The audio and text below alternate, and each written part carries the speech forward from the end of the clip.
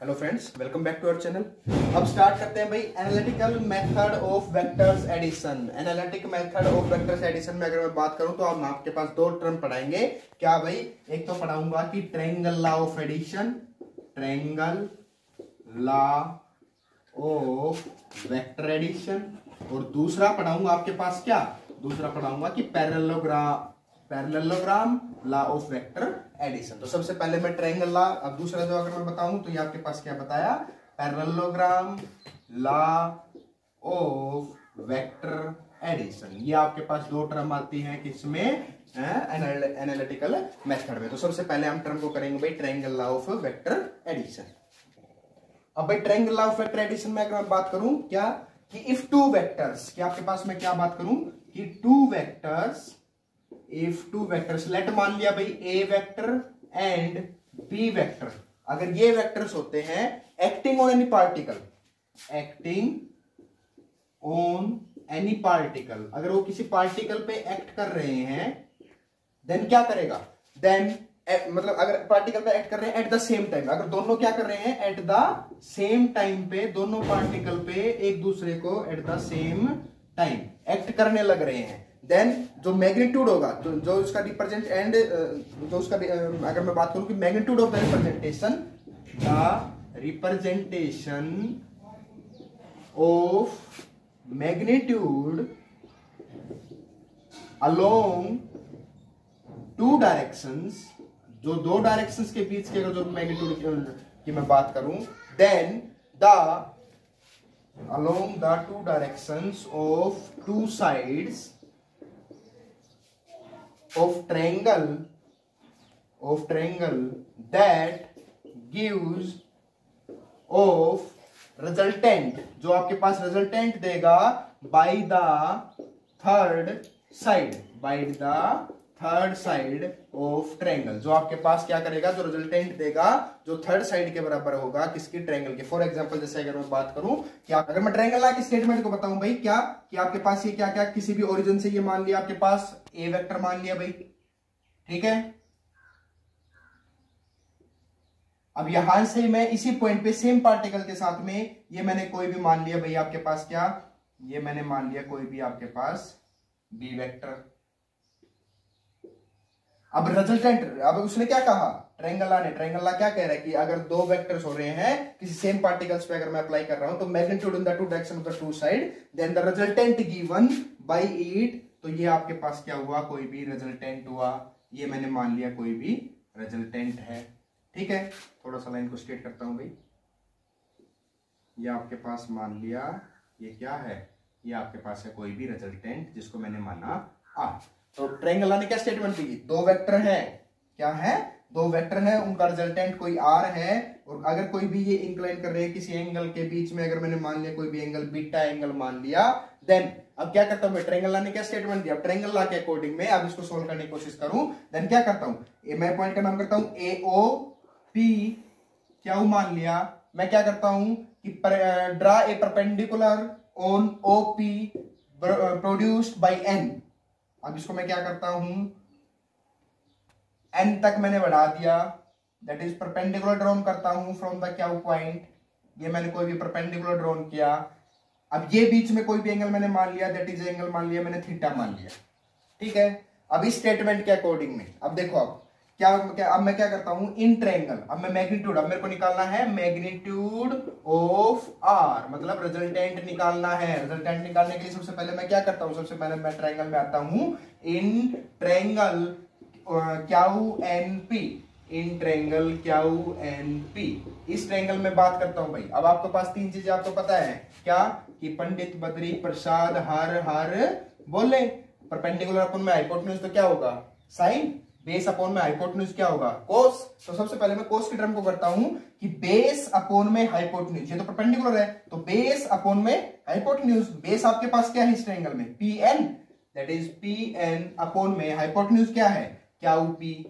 हो गया, is equal to किसके बराबर, एंगल क्या है theta, that is cos theta के बराबर। वैल्यू पुट करके देखो भाई, अब पी एन की वैल्यू मेरे को नहीं पता,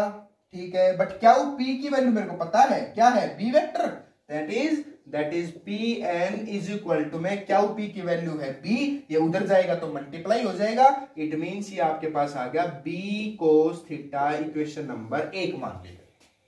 क्लियर है, मींस पी एन की वैल्यू आपको पता चल गई क्या, कि ये आपके पास आ गया बी कोस थीटा। अब मैं निकालू भाई क्यू एन की वैल्यू, क्यू एन की वैल्यू को कैसे निकाल सकता हूं, मैं पर निकाल सकता हूं परपेंडिकुलर अपॉन माय हाइपोटेन्यूज, अब इसी ट्रायंगल में परपेंडिकुलर क्या है क्यू एन, निकालना तो मेरे को यही है, टू द हाइपोटेन्यूज, हाइपोटेन्यूज आपके पास क्या है P Q P is equal to किसके बराबर, साइन थीटा के बराबर। अब क्यू एन की वैल्यू मेरे को नहीं पता, निकाल सकता हूं, that is Q N is equal to, इधर गया तो क्यू पी मल्टीप्लाई में होगा, बट क्यू पी की वैल्यू तो क्या है आपके पास B, that is B vector into में साइन थीटा,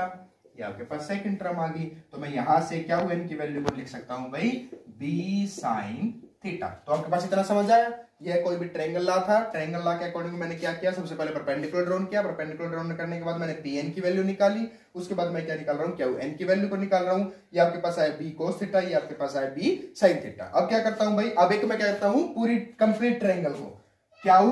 ओ एन, अब एक पूरी ट्रायंगल को लेता हूं, या फिर राइट एंगल ट्रायंगल है तो क्यू एन ओ, अब कंप्लीट ट्रायंगल ले रहा हूं क्यू एन ओ। अब यहाँ पे क्या करता हूं, यहाँ पे लगाता हूं मैं पाइथागोरस थ्योरम को, कौन सी थ्योरम को, पाइथागोरस थ्योरम, दैट हाइपोटेन्यूज का स्क्वायर इज इक्वल टू में परपेंडिकुलर स्क्वायर प्लस में बेस का स्क्वायर। ठीक है भाई,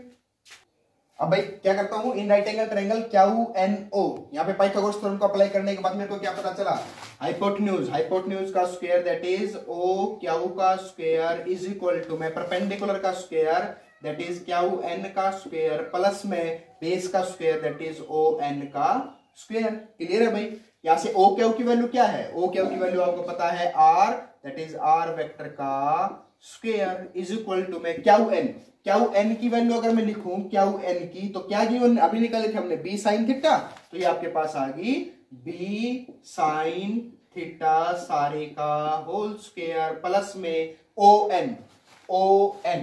को क्या लिख सकता हूं, ओ एन को लिख सकता हूं भाई क्या, यहां से लिख सकता हूं ओ पी प्लस में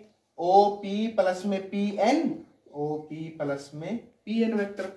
ओपी की वैल्यू क्या है A, that is A vector plus में पी एन की वैल्यू क्या निकाली B cos theta, that is B vector cos theta सारे का होल स्क्वायर, निकाल सकता हूं। अब यहां से सोल्व करते हैं भाई, अब यहां से सोल्व करने के बाद ये आया आपके पास आर का square is equal to magnitude of R का स्क्वायर इज इक्वल टू में इसको सोल्व किया तो ये आपके पास आया बी स्क्वायर, ये मैं लिख देता हूं b square sine square theta, ठीक है, प्लस में अब ये सारा है a प्लस बी का whole square, a plus b का, तो a square plus b square plus 2ab, तो a स्क्वायर आपके पास आया that is a square plus में b स्क्वायर, b की वैल्यू ये है दैट इज b का square cos square theta plus में 2ab, 2a की वैल्यू है a वेक्टर, b की वैल्यू है b वेक्टर कोस थीटा, ये है आपके पास भाई। अब यहां से आर वेक्टर का स्क्वायर इज इक्वल टू में यहां पे मैं देखूं भाई b sine square theta b cos square theta, अगर मैं यहां दोनों में से क्या कर लूं बी स्क्वायर को कॉमन ले लूं, यहां से क्या किया मैंने बी स्क्वायर को कॉमन ले लिया, then sine square theta plus cos square theta 1, तो 1 की मल्टीप्लाई बी के साथ करूंगा तो बी, दैट इज ये आपके पास बन गया बी वेक्टर का स्क्वायर प्लस में दूसरा क्या है ए वेक्टर का स्क्वायर प्लस में ये क्या है 2a vector b vector cos theta. तो आपके पास ये टर्म बनी, कहने का मतलब अगर मैं लिखूं यहां पे सिर्फ मैग्नीट्यूड r की वैल्यू निकालूं that is r vector is equal to square है उधर जाके अंडर रूट हो जाएगा, इट मींस लिख सकता हूं कि a वेक्टर का स्क्वायर प्लस में b वेक्टर का स्क्वायर प्लस में 2a vector b vector cos theta इस सारे का अंडर रूट, ये आपके पास मैग्नीट्यूड निकालने का आया term that r is equal to में a square plus b square plus 2ab cos theta, यहां से ये आपके पास आता है भाई ट्रायंगल लॉ, क्या है भाई ये triangle law of vector addition. Clear है।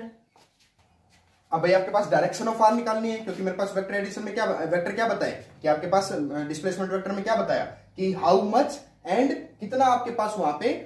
किस डायरेक्शन में वो जा रहा है। तो हाउ मच तो निकाल दिया, that a square plus b square plus 2ab cos theta. अब डायरेक्शन निकालता हूं कि डायरेक्शन ऑफ द मैग्नीट्यूड कैसे निकालूंगा, r इज इक्वल टू, अब ये कोई भी मैंने एंगल माना था, दोनों के बीच का बीटा एंगल माना था। अब यहां से अगर मैं tan बीटा की वैल्यू को निकालूं भाई, tan beta is equal to, तो tan क्या होगा, परपेंडिकुलर अपॉन में